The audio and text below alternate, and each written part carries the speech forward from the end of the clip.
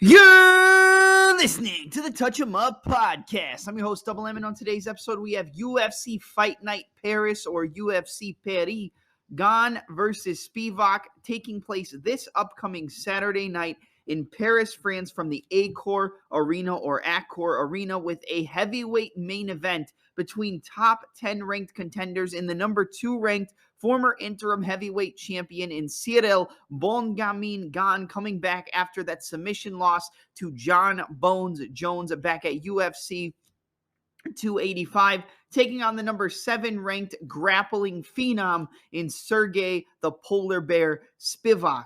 And then in the co-main event of the evening, you have a phenomenal battle in the women's 125-pound division between the number 2 ranked kickboxing standout in Manon Fiorot taking on the number 2 ranked fighter debuting in the UFC's women's flyweight division after becoming the UFC strawweight champion in Thug Rose Namajunas. So without any further ado, let's get this started and step into the ring. All right.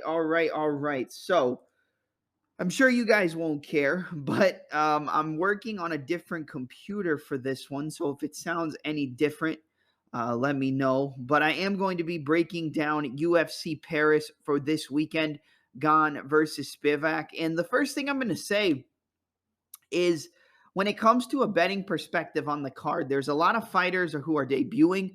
There's a lot of fighters who are very wishy-washy when it comes to betting on them. And there's a lot of close fights, which makes this a pretty difficult card to bet on. But if you ride with a lot of underdogs, I have a feeling that more than a few of them will cash this week. It's just the stylistic matchups. I think that the matchups between most of the fighters on this card make it close, and you might be sitting there clenching your ass cheeks for a little bit because you're a little worried about what you bet on. But I think this is a good card for betting, from certain perspectives. But yeah, it's a good card overall. I mean, Manon Fiorot versus Rose Namajunas. Namajunas coming back after that long layoff after that loss to Carla Esparza, where she lost her strawweight championship, in a very lackluster performance. And I'm a big Rose fan, but, I think everybody can agree there. I think it was more of Rose lost the fight, but Carla didn't beat Rose. I didn't think Carla did enough to win that fight, but I also didn't think that Rose did enough to stake her claim as the winner of that matchup. A lot of people say one of the worst women's fights in UFC history. I'm not going to take it that far, but it definitely wasn't easy to get through. You've got Benoit St Denis, who's moved up to the lightweight division, looks like a phenom coming off that first round rear naked choke submission over one half of the Bonfim brothers in Ismael Bonfim, taking on a UFC lightweight, veteran at this point, and a very tough test for his lightweight career in Thiago Moises. You have Volkan Oezdemir taking on Bogdan Guskov. Bogdan Guskov is a guy who I didn't know before I broke down this card, but man, the guy can crack. The guy has a lot of power in his hands, and I think that that's definitely something you have to look out for when two guys are going to be slugging it out, even though Volkan is a former title challenger, but we'll get to that fight later on. William Gomez and Lucas Almeida is a great fight. We're going to skip a lot of the debuting fighters just because I didn't have a ton of time to watch the tape, so I'm going to break down most of the fights. I was going to look at Taylor Lapilus versus Muin Gafarov, but Lapilus coming off this, I think he got injured and then I think Gafarov got hurt and then Lapilus had to obviously trying to find a late notice replacement. Nora Cornoli versus Jocelyn Edwards, Zara Farine versus Jacqueline Cavalcanti. Angelusa and Reese McGee should be a good one for Reed Basharat and Clayton Rodriguez or Clayjason Rodriguez. We're going to break down the entire main card, and then I'm going to break down the battle between Basharat and Rodriguez. So not a ton of prelims just because of all the debuting fighters. It's going to be pretty hard to break those down because when they come into the UFC, you never know how a fighter's going to perform. Sometimes they come in and they look like $1 million. Sometimes they come in and the pressure gets to them and they feel like they can't perform to the best of their degree and they look worse than they might look in their second or third fight if they get another shot in the promotion. But we'll start off in the bantamweight division between Farid Basharat taking on Clayjason Rodriguez. Basharat coming in 10-0, 8-2 for Rodriguez. This is a tough matchup. And, I know a lot of people are going to immediately side with Basharat because he is a 3-1 favorite. But Clejusin Rodriguez, man, this guy is a dog. Look at the fight against CJ Vergara. He was losing. He came back in a round where he was getting dominated, getting out grappled, getting controlled. Came back and was able to land some big shots against Vergara, was able to reverse positions, was able to reverse and get into the top position on the ground and land some ground and pound. I believe it got to a point where he was able to lock up the body triangle on Vergara and kind of keep him stationary in that position.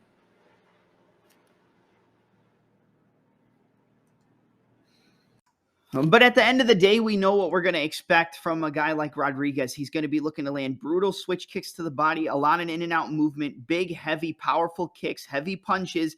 He has good grappling, has good scrambling, but at the end of the day, on the floor is not somewhere you want to be against a guy like Farid Basharat. He has great grappling, great control from the top position, looks for submissions, looks for ground and pound, and Clejusin Rodriguez seems to have issues with his cardio. If Farid is able to push that wrestling pace, push that grappling, get those takedowns early and often against Rodriguez, then he more than likely is going to be able to slow down a guy like Clejusin. And you also have to think Clejusin's a former flyweight. He's moving up to bantamweight because he had issues missing weight in his last fight, which I believe got the fight to actually get called off, if I remember correctly. So he's coming up to a new weight class. He's going to be rejuvenated. He's going to be refreshed because he's not cutting as much weight. But at the same time, how is that going to affect his performance? Is that strength advantage not going to be there? The one thing I do like about him moving up in weight is that he's going to have a speed advantage over most bantamweights, in my opinion. Very fast kicks, very fast spinning kicks, body kicks, 1-2s down the middle, spinning back fists. I mean, the guy is explosive on the feet. He's technical, and I think he has the chance to catch Farid. I do not like these odds. I don't think he should be almost a 3-1 favorite. I think maybe a 2-1 favorite is a little bit more respectable, making Farid like -190, between -190 and -210. But Rodriguez is tough. Rodriguez has finishing instinct, and I know he's 8-2, but 10-0 compared to 8-2. Yeah, you have 2 losses, but at the same time, man, Rodriguez is a dog. I would not blame you if you took a shot on Clejusin in this fight at +225. He's probably +250, +260 at this point.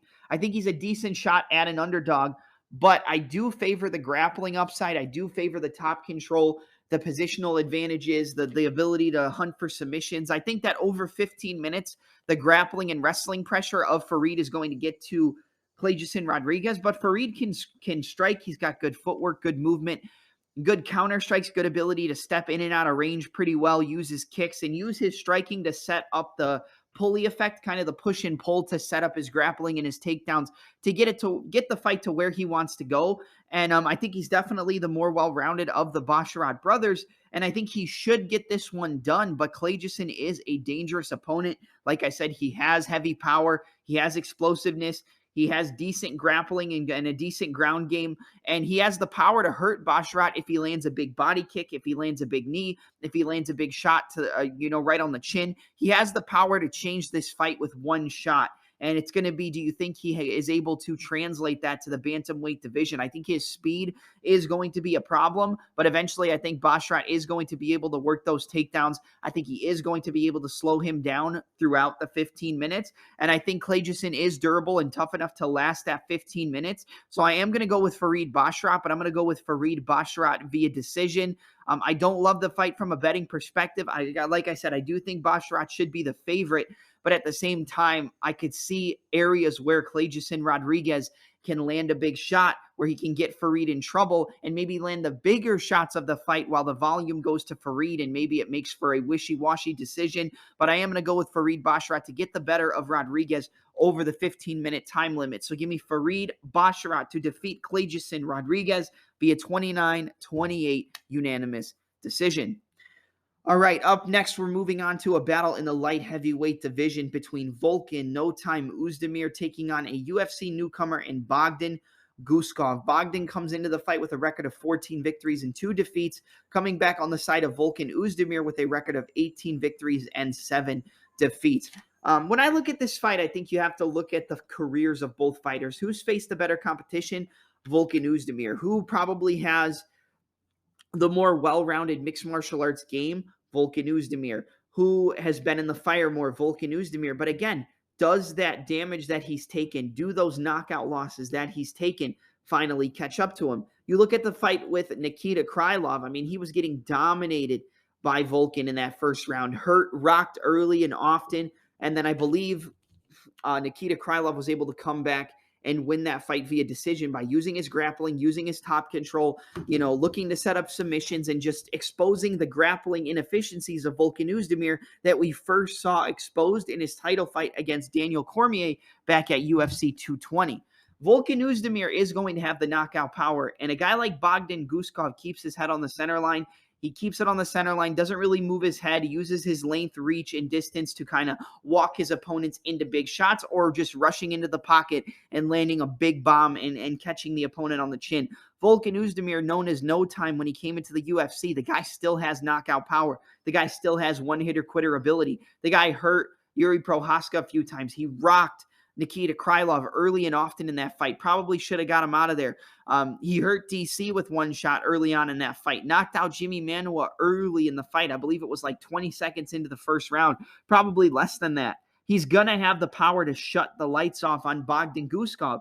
But I think Bogdan Guskov has power to shut out the lights of Volkan Oezdemir as well. And although he hasn't been in the UFC, 14-2 is a record that you have to respect. But when guys come in off the regional scene, when guys come in out of different promotions, you do have to take that into consideration when breaking down the fight and thinking, okay, but who's faced the better competition? Did he fight a lot of cans in his regional career before he got to the UFC? What I've seen from this guy is, I would say Volkan Oezdemir might be a little bit more technical, but the right hook or the switch stance right hook from orthodox to southpaw as the opponent steps in is a big weapon for Bogdan Guskov. That right hook is mean. It is nasty. And if he catches Volkan Oezdemir on the chin, I think he has the potential to knock him out. You also have to look at the fact that this is MMA. If the fight does go to the ground, I think Bogdan Guskov can out-grapple Volkan Oezdemir. We've seen him throw up triangles. We've seen him throw up submissions off of his back. We've seen him take rear naked chokes on opponents as well. So I think the overall more well-rounded fighter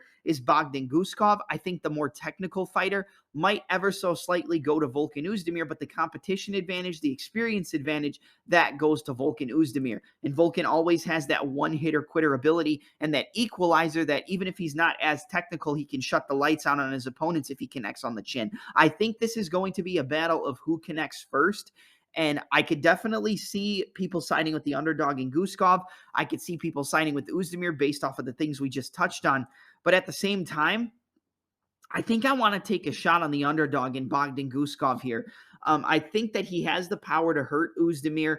I mean, I've seen a little bit more from him when it comes to the grappling and jiu-jitsu side of his game, and I think he is the overall more well-rounded fighter. Now, when you come into the UFC, he might get knocked out in 20 seconds. He might get knocked out with one punch. That's definitely going to be an issue for him, or definitely a possible outcome facing the number 9 ranked light heavyweight in the world. But I don't think Volkan Oezdemir is the same guy that he was before. I think he's improved in certain aspects of his game, but I think the chin and durability is kind of fading on him. And I would say that Bogdan Guskov does have a little bit more left in the tank. He hasn't been in as many wars. He hasn't been knocked out as many times. I think you do have to take all those things into consideration. And although it might not be the smartest pick, I am going to side with Bogdan Guskov here to be able to finish Volkan Oezdemir. I think he catches him with that right hook. I think Volkan's going to come in, close the distance, close the pocket. I think he switches between orthodox and southpaw, and as he switches, he catches Volkan stepping in with that right hook, drops him, jumps on him, and gets a TKO. So I'm going to go with the UFC newcomer and the plus 150 underdog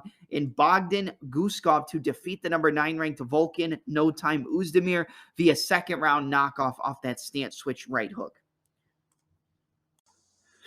All right, and now we move to the next fight up in the lightweight division between a newly debuting lightweight, formerly being in the welterweight division, I believe, in Benoit St Denis, coming up against a lightweight veteran, a very decorated multiple-time Brazilian Jiu-Jitsu world champion, and a BJJ gold medalist in Thiago Moises. Moises versus St Denis.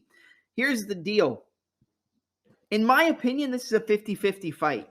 This is a 50-50 fight. I think that either fighter can win this fight in various aspects. I would say the more technical fighter overall, with sharper skills, sharper ability to set things up, sharper grappling, sharper striking, I think that's Thiago Moises all day. He's got really solid grappling, really good ability to take the back of the opponent. He can jump on the backpack, lock up the body triangle, look to get a neck crank, look to get a rear naked choke. He's got good takedowns, really likes to attack the single leg, especially against a southpaw opponent. He loves that single leg because the lead leg is closer for him to go down and snatch it up, or go down head on the inside, spin, and eventually get the takedowns. And that is something that he's going to be facing here against the fighter in Benoit St Denis. Now, which fighter has more power? That's Benoit St Denis, in my opinion. Very, very good left body kicks. He landed about 10 left body kicks from southpaw against his opponent in his last fight, in Ismael Bonfim. Constantly body kick, body kick, body kick, body kick. And the guy loves to get into brawls. And I think if he brawls with Moises, I think he can beat him in a brawl. But if it stays a more technical, cerebral fight with a lot of grappling, a lot of takedowns, and kind of striking from the distance, I think Thiago Moises wins that fight. I do think that it's very close. And if a bunch of people are jumping on Benoit St Denis in this fight, I think that's a little bit of an overcorrection from his last performance, because he was such a big underdog against the Bonfim brother. And that was a fight where I thought the Bonfim brother was going to be able to knock him out. And that's not what happened. So I was wrong in that regard too.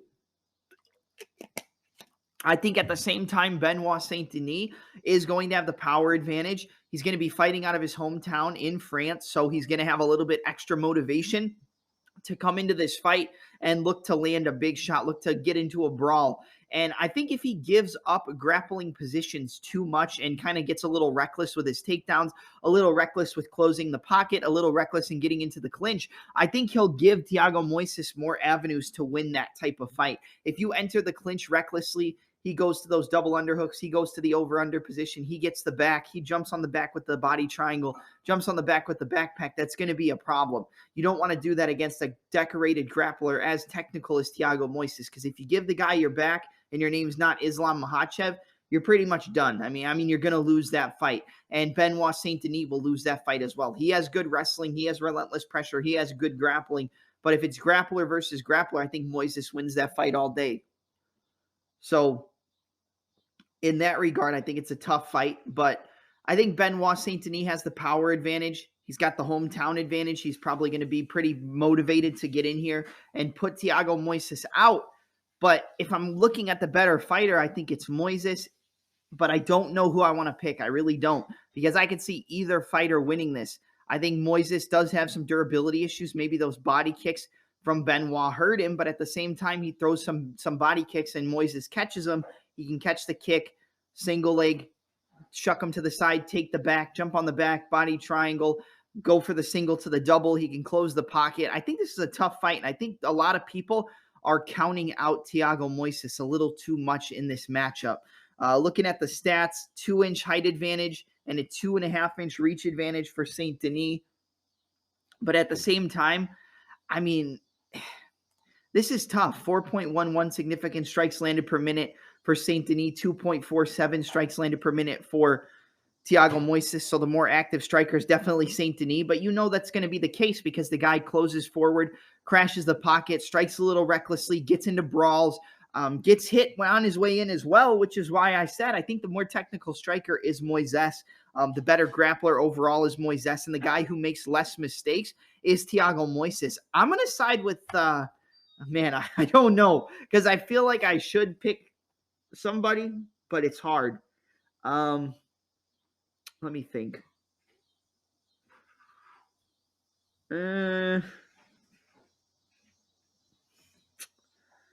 Man, I don't know. This is tough because either guy can win this fight. Like I said, it's 50-50 for the most part. I'm going to go with Thiago Moises. I think Benoit St Denis is just going to make one big mistake in those exchanges, give up his back at a certain point, give up a position. Moises is going to be able to take the back and get a submission. The smart pick is probably Benoit St Denis, and he might be able to put out Moises because I feel like Moises is at the tail end of his career, but he's still a very, very dominant grappler. He still has good technical striking, and I feel like he makes less mistakes overall in a fight than a guy like St Denis. So give me Thiago Moises to defeat a Benoit St Denis via a second round rear naked choke submission. I think this is a little bit of a overhype from his last performance against the Bonfim brother.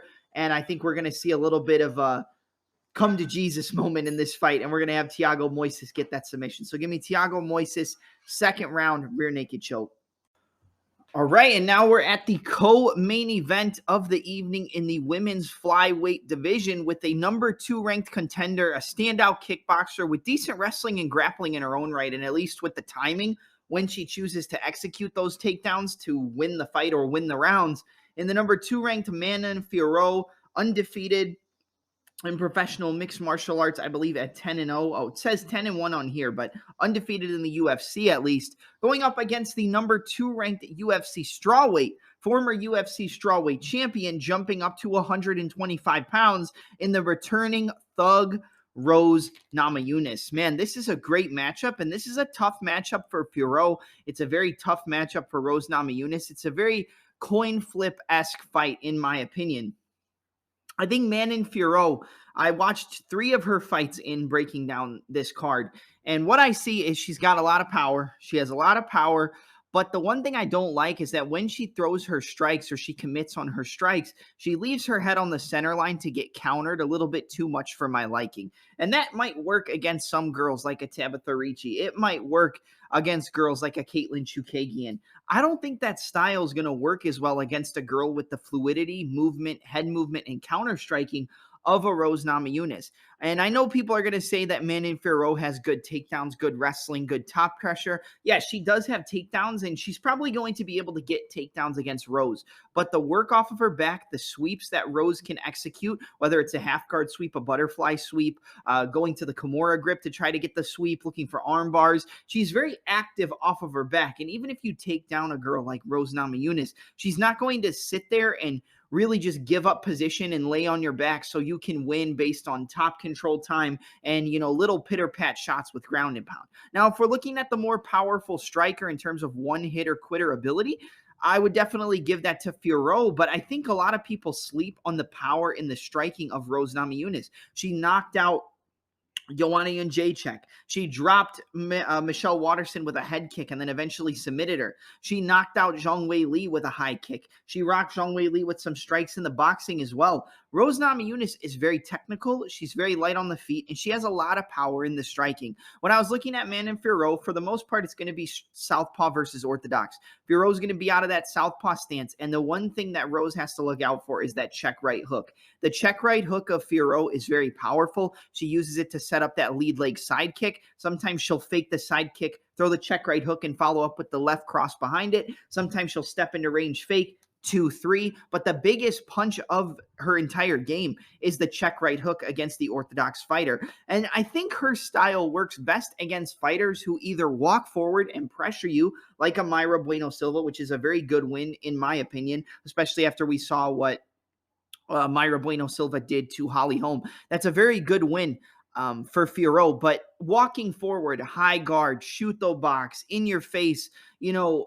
no lateral movement, no head movement, not that good of footwork. That's the style that Fiorot's going to, execute phenomenally against. But if you look at the fight with Caitlin Chookagian, she had some issues in that first round with the timing, with the counters, with the footwork, with the mixing up of the combinations. And I think she dropped the first round to Chookagian, came back and won round 2 and round 3. It was a close round, but I scored it round 1 for Caitlin Chookagian, round 2 and 3 for Manon Fiorot. I think the biggest thing that people are looking at in this fight is the fact that Rose is coming up in weight. Rose looked terrible in her last fight against Carla Esparza, and we don't know what the mental game of Rose is going to be like. If Rose is on mentally, she's one of the best fighters, if not the best female fighter in the world, 100%. If she's off mentally, she doesn't look that good, and she might drop fights where she's winning, or like that Jessica Andrade fight in the first fight. She looked the best she's ever looked, beating her up, picking her apart, using good footwork, evasive movement, 1-2s down the middle, the low kicks, the combinations, the in and out movement, the counter striking. It looked great. She got caught in that single leg, went to attack with the Kimura grip and got dropped on her head and knocked out. She comes back, beats up Jessica Andrade in the rematch, clearly wins, but it is a close fight, and the pressure and walking forward power of Andrade gave her trouble. She comes into the first fight against Zhang Wei Li. Everybody's counting her out. She head kicks her in the first round, knocks her out. The first fight against Joanna Jędrzejczyk, she's counted out heavily. She knocks her out in I believe it was this first round. knocks her out, comes back, wins the rematch by decision. Again, Zhang Weili comes back, wins that rematch by decision. I think a lot of people don't favor Rose Namajunas because she's a very unassuming fighter. She doesn't look like she has knockout power. She doesn't look like she has that stinging, striking power, but she does, man. I know she's moving up in weight, and I know that you do have to take that into consideration. You look at the stats for the fight: significant strikes landed per minute, 5.3 for Fiorot, 3.66 for Namajunas, 52% accuracy to Fiorot, 40% accuracy for Namajunas. She takes more strikes as well, but it's very slight. 3.5 absorbed per minute for Namajunas, 3.48 for Manon Fiorot. Defense overall, though, is on the side of Rose Namajunas. 60% striking defense to a 51% striking defense for Fiorot. Takedown accuracy is on the side of Namajunas with a 57% to a 15% for Fiorot, but she has a 64% takedown defense, does Fiorot, to a 60% takedown defense for Namajunas. If the fight goes to the mat, I would expect the fighter to be using the takedowns would be Fiorot, but Namajunas is very unassuming with her takedowns, where she'll step forward from orthodox to southpaw when the opponent's in the same stance, and then use that right foot, which is now the front foot, to wrap around the lead leg of the opponent and then use it as like a stance changing outside trip. And she'll use that to get takedown. She did it in the fight against Joanna Jędrzejczyk in the second fight. She did it in the last round against Zhang Weili. She's got a very good stance changing outside trip style of takedowns. And once she's on the ground, she's got very good jiu-jitsu. The grappling, in my opinion, goes to Namajunas. The technical striking ability goes to Namajunas. I would say the in and out movement more would go to Namajunas, but the lateral movement you might favor Fiorot. But I think we're going to see a lot of in and out and then lateral movement so that she can avoid getting caught with that check right hook, because if she's just moving left and right and not really using the in and out steps, she's going to walk herself into that check hook eventually. And there is a lot of power with Fiorot in that check right hook that Namajunas doesn't have to be worried about. But since she's going to be in and out, light on the feet, in, out, step back, step off, lateral movement, and pivot, that's going to be where Namajunas is going to make it a little bit more difficult for Fiorot. She's going to be using the lead leg side kicks, is Fiorot. This reminds me a lot of a little bit more technical version of a Michelle Waterson going up against Rose Namajunas here. And the one thing I noticed is, since she is a southpaw, going up against the orthodox fighter in Namajunas, that rear head kick fighting against a side stance or side-on fighter is going to be open for Namajunas for the majority of the fight. And you notice that when Fiorot enters in with that side kick, she goes into that side stance and kind of pauses for a second and then goes back to the lateral movement. But if you can cut her off and start to exploit that side stance, if she misses that side kick, you can land big combinations. And if you close that distance and counter her, she's not as good at being able to react to the counters of the opponent, because she's used to being able to dictate the pace. She's used to being able to dictate the range, and she's used to being able to dictate how the fight goes on the feet. And if you give her any type of pushback, I think that's where Fiorot starts to break. And I've been pretty big on Fiorot. I picked her to beat Chookagian. I've picked her in a lot of the fights that I've broken down for her. But I am going to go with the underdog in the former strawweight champion in Namajunas. And people might think that it's a risky pick. People might think that it's a bad pick. And I understand why you're looking at it from that perspective, because Namajunas is, kind of a head case, for a lack of a better term. If she's on, and she looks like the best fighter in the world. If she's off, she doesn't look the best, and she can lose fights that she should clearly win. But I see a lot of similarities in this fight to the Michelle Waterson fight, like I talked about earlier.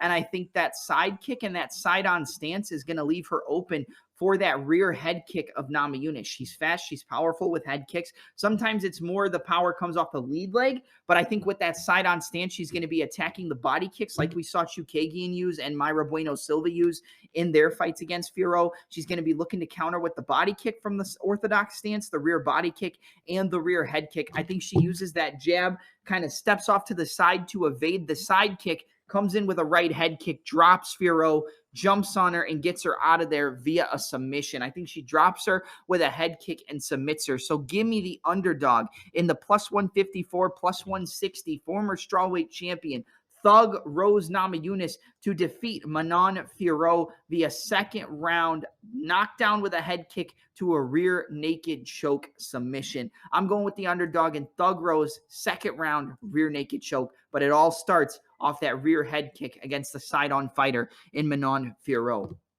All right, going into the main event of the evening, you have a battle in the heavyweight division between the number 2 ranked heavyweight Cyril Bone Gane coming off of that submission loss to John Bones Jones back at UFC 285, going up against a grappling standout with great takedowns, great top pressure, vicious ground and pound, and great submissions in Sergey the Polar Bear Spivac. Sergey Spivac is a very dangerous matchup for Cyril Gane in terms of the relentless pressure, the takedowns, the top control, the ground and pound. We know Gane has used some submissions before. He's gotten some leg locks, some heel hooks. I believe he's got an arm triangle in his career as well. But the grappling is mainly 100% on the side of Spivac. 5.05 takedowns per 15-minute fight with a 65% takedown accuracy. That pretty much means he's getting about 3 out of every 5 takedowns that he shoots. And against a guy in Cyril Gane who has a 45% takedown defense, that's a very, very big red flag if you're on the side of Cyril Gane, because if he can pressure forward, if he can get those takedowns, if he can get into the top position, land ground and pound, and look for a submission, Sergey Spivac can dominate this fight in the grappling. But if the fight stays on the feet and it stays at boxing range, it stays at kickboxing range, Cyril Gane is going to look like a minus 1,000 favorite against the fighter in Sergey Spivac. The speed, the technical ability, the kicks, the punches, the in and out movement, the range management, that's all on the side of Cyril Gane. This is 100% striker versus grappler, and that's what you have to look at when breaking down the fight from an overall technical perspective and a betting perspective. Do you think Sergey Spivac is going to be able to close that distance in range and get those takedowns early and often before Gane is able to keep the fight at a distance, land big body kicks, land big kicks, land the 1-2s, land elbows, land knees, and pick apart Sergey Spivac on the feet like we know he's going to be able to?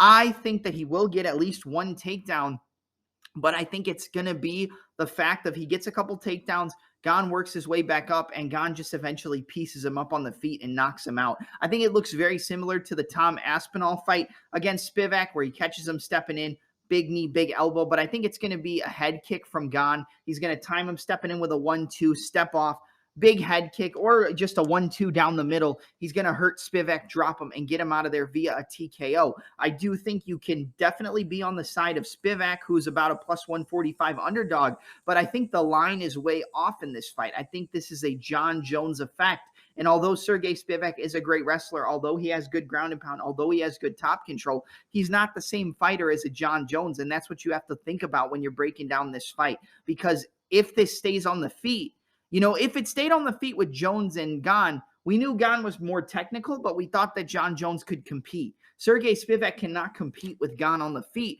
but at the same time, I don't think Gane can necessarily compete with Spivac. If the fight gets to the ground, he's able to get those takedowns, get the top control, and overwork him. So you do have to take that into consideration as well. But from an overall pick perspective, I just don't think that Spivac's going to be able to implement that wrestling, those takedowns, the top control, the ground and pound before he gets caught with a big shot on the feet, before he gets outclassed on the feet against Cyril Gane. I think Gane does get taken down. He works his way back up. He lands big body kicks, opens up a head kick or a 1-2 down the middle, and Sergey Spivac gets knocked out in round 2 of the UFC Paris main event. So give me the number 2 ranked heavyweight in Cyril Bone Gane to defeat the number 7 ranked heavyweight Sergey Spivac via second round knockout victory in the UFC Paris main event. All right, that's it for my UFC Paris preview, breakdown, predictions, and analysis. This podcast is going to be available anywhere you get your audio podcasts. That includes Apple Podcasts, Google Podcasts, Spotify, Anchor, Breaker, Stitcher, and many more. I'm going to try to get it uploaded to YouTube, but I'm having some issues with my computer, like I mentioned earlier, so I'm not necessarily sure I'm going to be able to get this uploaded, but I am going to try my best to get this uploaded to the YouTube channel as well. I'm your host, Double M, and I'm out. Let's make some money this weekend.